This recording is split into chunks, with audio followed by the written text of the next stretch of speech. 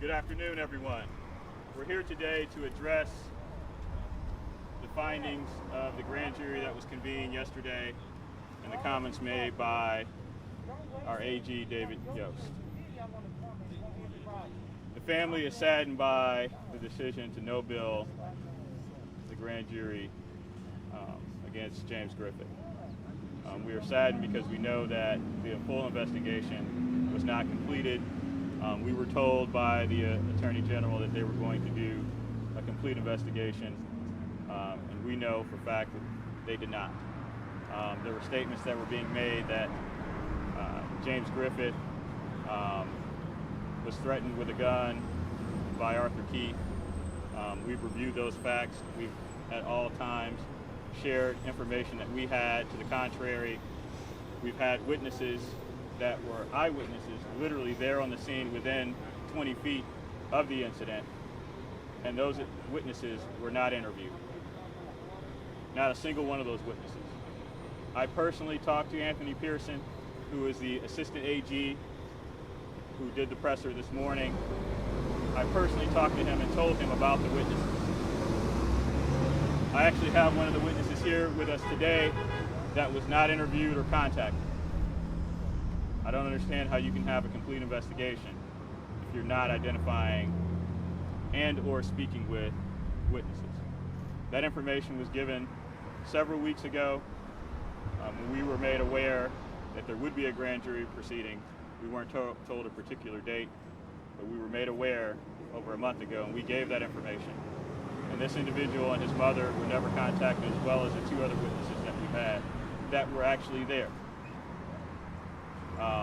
Once again, this moment is a defining moment, an example of what we have in Ohio when it comes to police reform, when it comes to accountability, dealing with excessive force. There are three things to highlight. Number one, there was a video that still has never been released.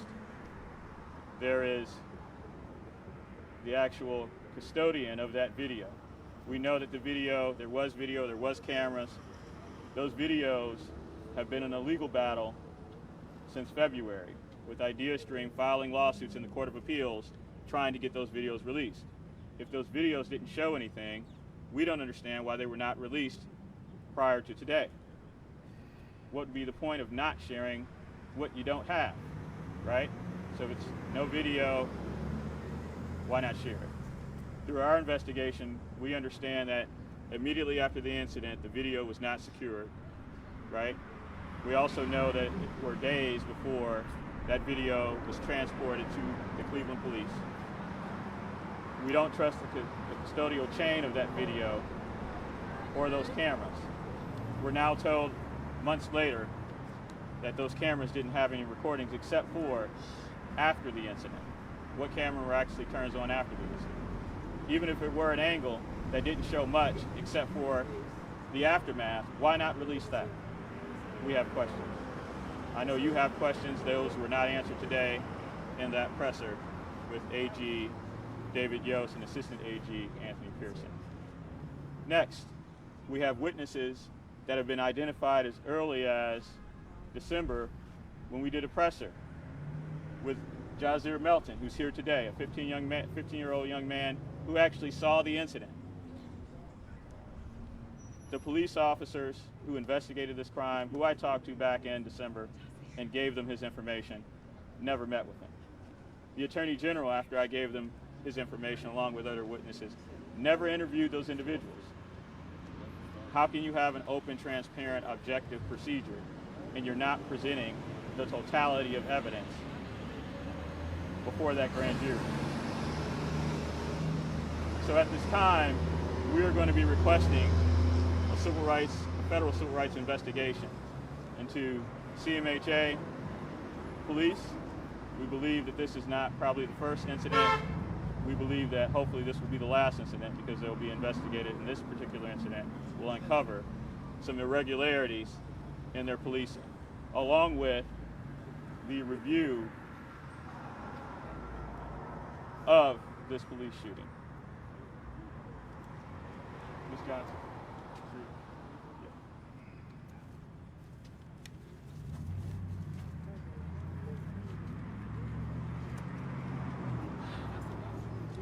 Well, we're coming here today is because we try to put faith in the system.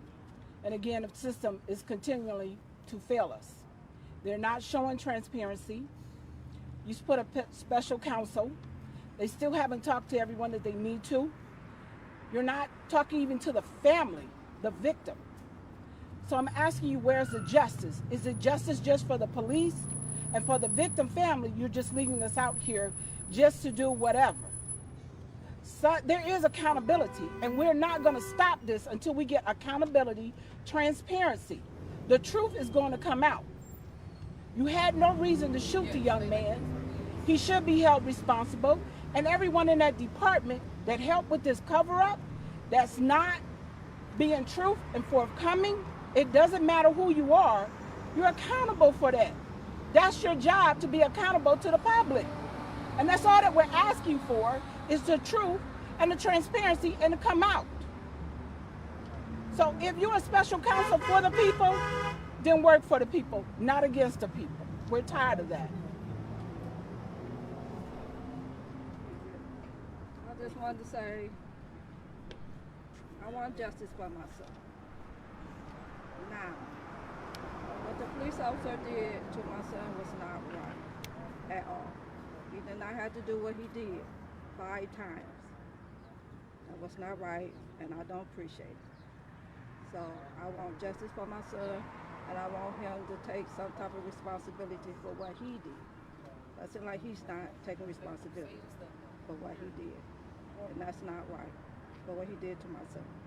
And my son didn't deserve that in the back. Thank you.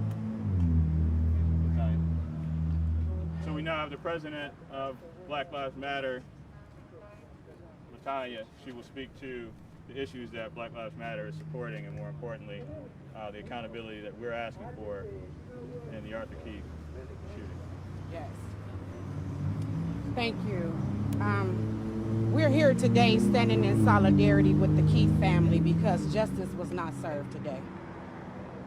In Cuyahoga County and the city of Cleveland, local government have been passing over lives our elected officials deem or feel are not important. The Cuyahoga County prosecutor, Mike O'Malley, passes the buck and said he will not investigate police-involved shootings, but will assign them to independent prosecutors. But who are these prosecutors? And is their criteria just to be pro-police? This tainted process is circumvented by law enforcement who could be innocent and don't even have a chance to be judged, as most citizens are. We have a city council supposedly representing the citizens of Cleveland silent about what's happening to us. A complicit mayor in Frank Jackson doing nothing and leaving it in the hands of a prosecutor who serves the interests of law enforcement. These are the reasons why Clevelanders, through Citizens for a Safer Cleveland, have taken a ballot initiative asking for more community oversight in police implementation and police officer discipline, since law enforcement can't be expected to impartially make decisions. The police cannot police themselves. Arthur Keith was shot in the back while fleeing. That is a fact. What also is a fact is that police for the city of Cleveland, for CMHA, and the prosecutor's office have yet to release footage that exists of this murder. But what is most troubling about this so-called investigation is that investigators never interview witnesses of the community who they are fully aware of exist. This whole process has been a shame and a sham. And until we have brave enough elected officials to step up, or until we have unrest over another murder of a Cleveland son, we won't see justice. But you elected officials won't see peace either. Thank you, Latanya.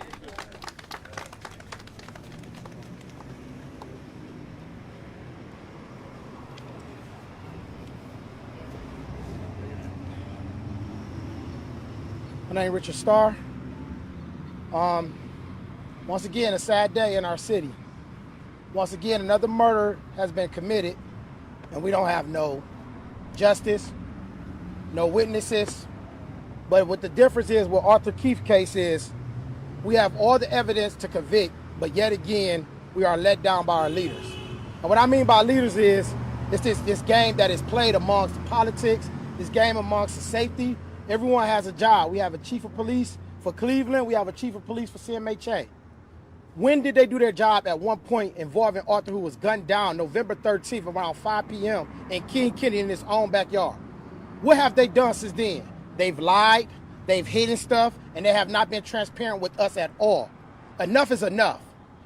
We need to be, as people, we need to be demanding that these leaders be fired. Chief Gonzalez should be fired.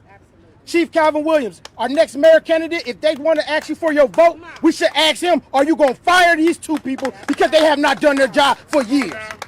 It's time for us as people to stop being silent about issues that's happening in our neighborhood. There's too many people being gunned down and killed, including Arthur, but we have not had justice yet. We have not found out anybody who have been convicted of murdering anyone in our community yet. But then again, we have cameras above our buildings. We have dashboards cameras. And you telling me CMHA police officers need to use deadly force with dealing with people in our community? No. We've been in survival mode for far too long, but we're not going to keep being silent about the fact of the matter that Arthur Keith was gunned down by a police officer that was on pavement to do this. He have not done his job. The police force have not done their job in our community. We should not have these problems. This is an issue that we should address, not the Attorney General. Yeah, put it on somebody else to deal with it because we ain't gonna never get to them. But the people in our city, those elected officials, those who running for office, just ask them where were they at for Arthur Keith. Ask them where they was at for Arthur Keith at all. Where they was at for Anthony Hughes. Where have they been at with all these murders? They haven't been there. They've been quiet. They've been silent. They ain't did nothing. Because guess what? They only want our vote for them. We want justice for Arthur Keith. He was murdered by James Griffin, an officer of CMHA police. He should not be able to come back to work. He should not be able to police our community. CMHA need to do over for everything they're doing as far as policy and how to be transparent with us as residents. We've been doing this. And I stand here today, a King Kennedy born and raised in Central on Woodland. I tell you the truth, I ran from CMHA plenty of time. That don't give you the right to gun me down in my back. And if I pointed a gun at you, you would have shot me dead in my head. There was 3 officers there when he supposed to allegedly pull the gun out. He didn't pull no gun out. Ain't no kid in this community would think about dare pulling a gun out on an officer. That's a suicidal mission. Arthur ain't want to die. We're tired of this. We're tired of it. We're frustrated. We're angry. Miss Rita don't have to bury her kid. Miss Rita should have to bury no mother should. But at the end of the day, the transparency and the lack of leadership is done. It needs to stop. It needs to end. But we demand justice for Arthur Keith. It should not be something like this. Justice. Justice. Justice for Arthur. Justice. Justice. For Arthur. So, this young man, Jazeer Melton, witnessed the shooting. He witnessed James Griffin shoot Arthur Keith as he was fleeing. Okay? He spoke of this, he was brave enough to speak of this several months ago. And a cursory Google search of Arthur Keith would have seen that he did an interview publicly saying that he saw it. Okay? This is his mom, Erica. She was never contacted, he was never contacted. The young man who was just up here, Richard Starr, is the head of an organization right here, okay? Right here in the community that everyone goes to, Boys and Girls Club. He is the liaison. Everyone knows who he is in this community. CMHA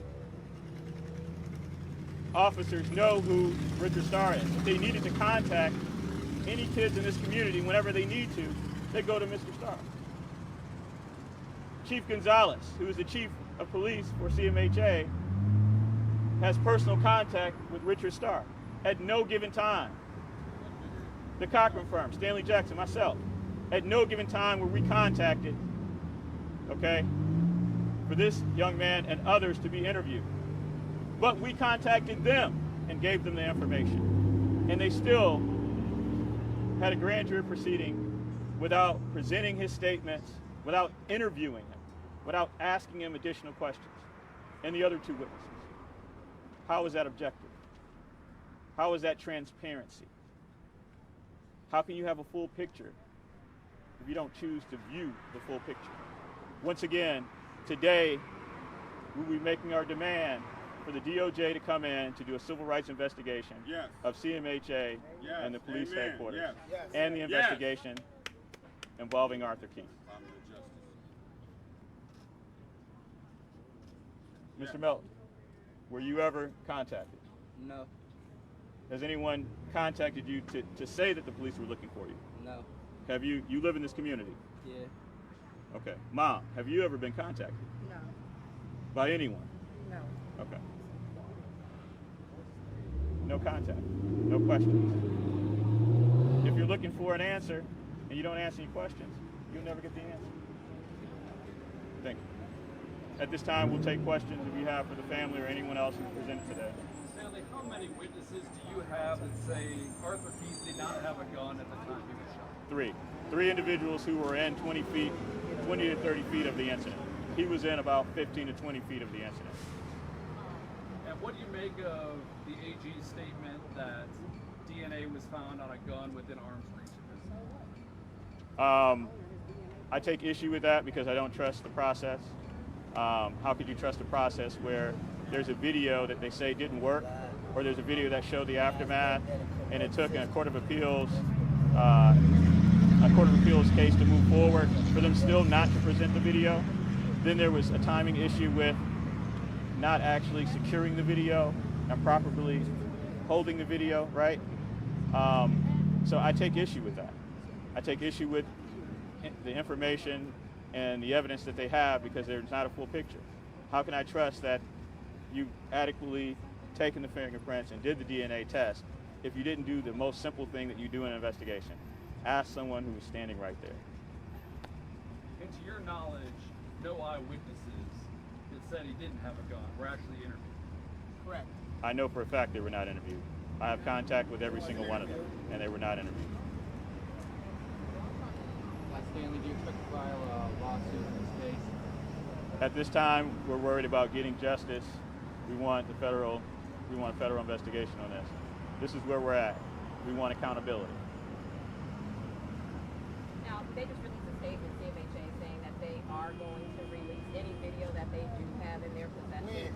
They just released that yesterday. They're lying. I was just going to ask, do you believe that they will do that? They're lying. Do you trust that? November 13th. Well, I'm sure at this moment, since the AG has said that there was no video, right?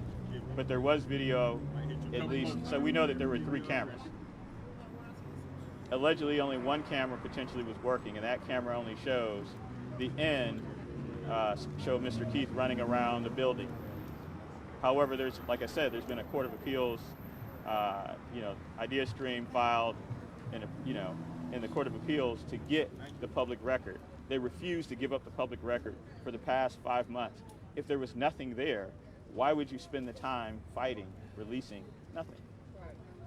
What would justice look like to you? If you could get exactly what you want in this case. I want him under the jail cell. I'm Arthur Keith's sister, and I want him under the jail cell. That's what I want. That's the justice that we want. Justice would be... Matter of fact, give him the chair. How about that? They would have gave my brother the chair. My brother would have killed him. Justice would be charging the officer with murder.